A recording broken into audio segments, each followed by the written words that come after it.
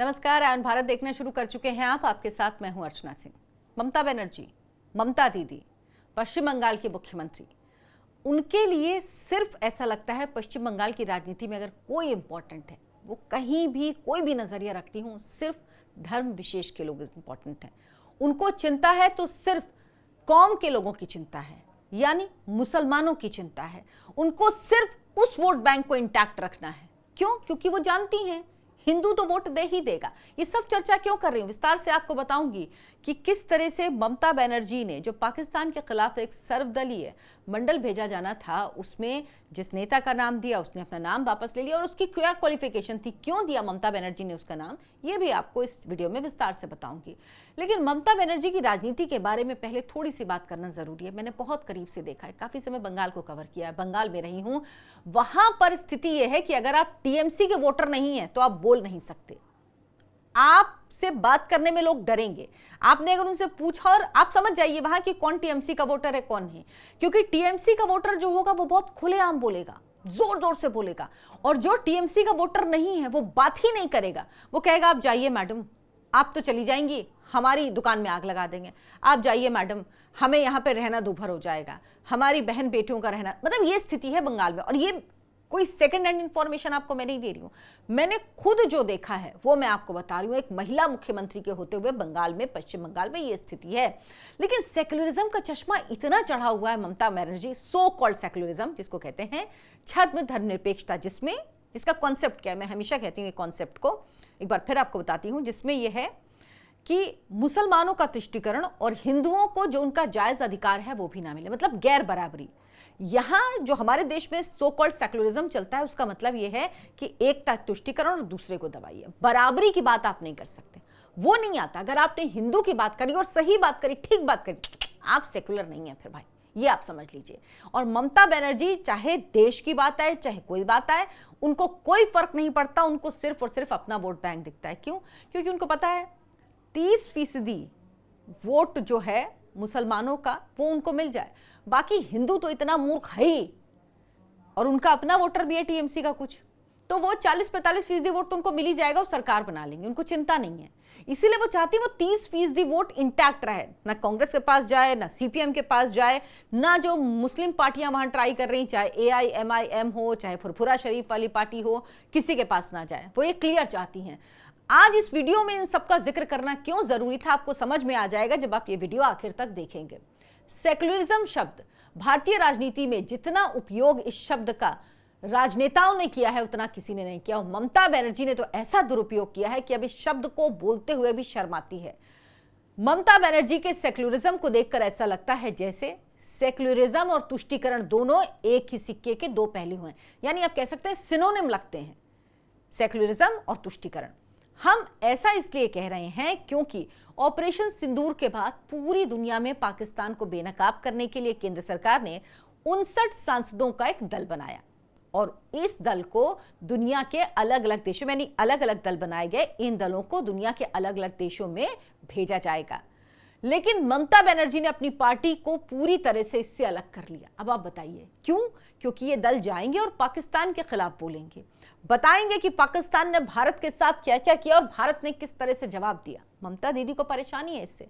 दरअसल टीएमसी की तरफ से सरकार ने ममता बनर्जी के सांसद यूसुफ पठान को चुना था, लेकिन ममता ने उन्हें जाने से रोक दिया। ममता बनर्जी की तरफ से नाम दिया गया था यूसुफ पठान का, लेकिन रोक दिया गया। तृणमूल कांग्रेस के सांसद यूसुफ पठान ने अपना नाम सर्वदलीय प्रतिनिधिमंडल से वापस ले लिया। अब यह जानकारी सामने आ रही है कि यूसुफ पठान ने सरकार से कहा कि वो इस दौरे के लिए उपलब्ध नहीं होंगे।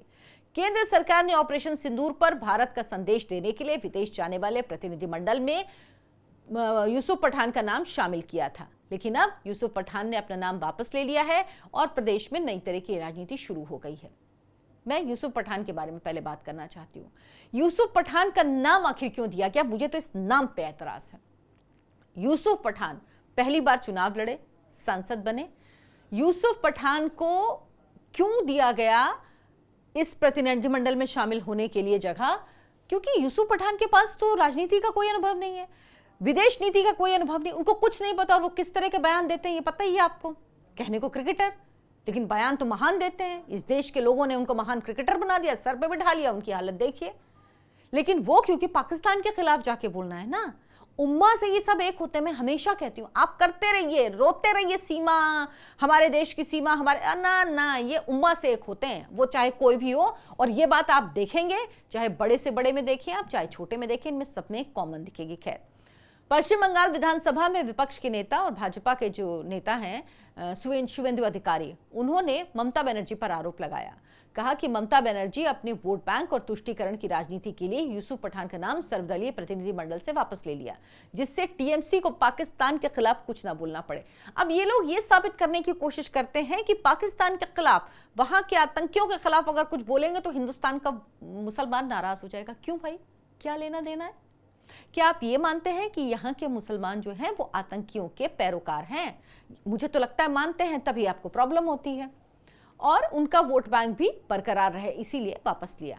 देश की सभी पार्टियों के प्रतिनिधि साझेदार देशों के दौरे पर जा रहे हैं, लेकिन टीएमसी ने साबित कर दिया कि वो पाकिस्तान के खिलाफ नहीं बोलने वाले।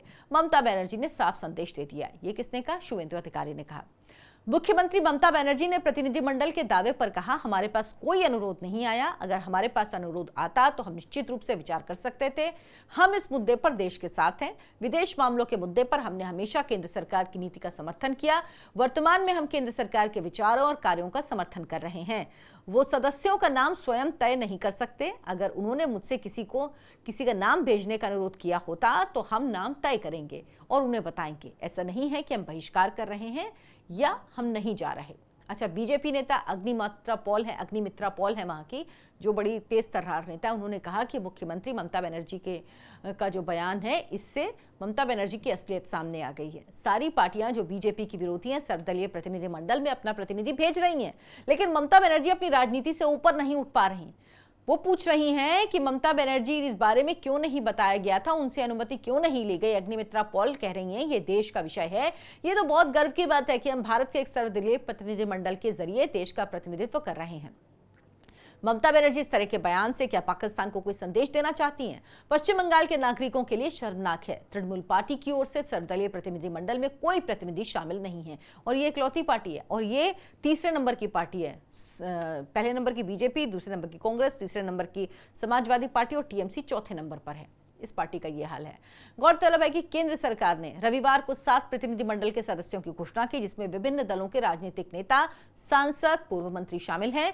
ये सभी प्रतिनिधिमंडल दुनिया की राजधानियों की यात्रा करेंगे, अलग अलग देश की राजधानियों में जाएंगे और पहलगाम आतंकी हमले के जवाब में चलाए गए ऑपरेशन सिंदूर की पृष्ठभूमि में आतंक से निपटने के भारत के संकल्प को दुनिया को बताएंगे। वहीं केंद्र ने यूसुफ पठान के नाम की घोषणा जनता दल यूनाइटेड के सांसद संजय झा की अगुवाई वाले प्रतिनिधिमंडल में की थी, जो इंडोनेशिया, मलेशिया, दक्षिण कोरिया, जापान और सिंगापुर जा रहा है। ममता बनर्जी के सेक्युलरिज्म को देखकर सेक्युलरिज्म के मुद्दे पर हमेशा मुखर दिखने वाले जावेद अख्तर का वो वाकया याद आ रहा है। जब उनका सामना पूर्व प्रधानमंत्री स्वर्गीय अटल बिहारी वाजपेयी से हुआ, तब जावेद अख्तर ने दिवंगत राजनेता वाजपेयी से सेक्युलरिज्म को लेकर आरएसएस और सरस्वती शिशु मंदिर तक पर सवाल पूछा, जिसके जवाब में वाजपेयी जी ने कहा था, आप निश्चित ही आरएसएस और सरस्वती शिशु मंदिर के बारे में नहीं जानते हैं। यहां ना भेदभाव होता है, न बच्चों के दिमाग में पढ़ाई के नाम पर जहर भरा जाता है। जावेद अख्तर के सेक्युलरिज्म वाले सवाल पर उन्होंने कहा था कि भारत में 80% हिंदू हैं, इसीलिए यहां सेक्युलरिज्म भी है। यह बात आज भी ममता बनर्जी को समझ में नहीं आ रही, या फिर सत्ता के लालच में सब कुछ जानते हुए भी अनजान बनी हुई हैं। वरना क्या वजह हो सकती है जिस आजाद भारत में ममता बनर्जी तुष्टीकरण की बदौलत राजनीतिक रोटियां सेक रही हैं, उस देश का नाम पूरी दुनिया में ऊंचा करने का मौका उनके एक सांसद को मिला, लेकिन उन्होंने इससे इनकार कर दिया। क्या ममता बनर्जी को इस बात का डर है कि 2 दशक तक मुस्लिम तुष्टीकरण की पराकाष्ठा पार कर जो मुस्लिम वोट बैंक उन्होंने खड़ा किया, पाकिस्तान के खिलाफ बोलने पर उनसे छिटक जाएगा? जिन पाकिस्तानी आतंकवादियों ने पहलगाम में हिंदुओं की धर्म पूछ पूछ कर हत्या की, जिन्होंने पुरुषों की पैंट उतारकर पहले देखा कि खतना हुआ है या नहीं, उसके बाद हिंदुओं की हत्या की, उस घिनौनी करतूत पर टीएमसी का कोई सांसद विदेशों में जाकर बोलेगा तो पश्चिम बंगाल का मुसलमान ममता बनर्जी को वोट नहीं देगा। ये कैसी बेशर्म राजनीति है? ये सत्ता का कैसा मोह है जो ममता बनर्जी के लिए देश और देशभक्ति से भी ऊपर है। लेकिन ऐसा लगता है कि इस देश में सिर्फ और सिर्फ कुछ राजनेता ऐसे हैं जो देश से ऊपर, जिनके लिए वोट बैंक है। वो शायद देश की कीमत पे वोट बैंक को संभालना चाहते हैं। मेरा एक ही सवाल होता है ऐसे लोगों से, देश नहीं होगा तो कहां राजनीति करोगे, देश नहीं होगा तो कहां के नेता बनोगे, देश नहीं होगा तो कहां के मुख्यमंत्री बनेंगे। आपको क्या लगता है ममता जी कि जिस दिन मेजॉरिटी हो जाएगी उस दिन एक हिंदू ममता बनर्जी जो सिर्फ और सिर्फ मुसलमानों की नेता होने की, ऐसा लगता है कि सिर्फ और सिर्फ मुसलमानों की मुख्यमंत्री है, वो क्या मुख्यमंत्री बनी रह पाएंगी? जरूर सोचिएगा इस पर। आप क्या सोचते हैं इस तरह की राजनीति के बारे में और इन राजनेताओं के बारे में?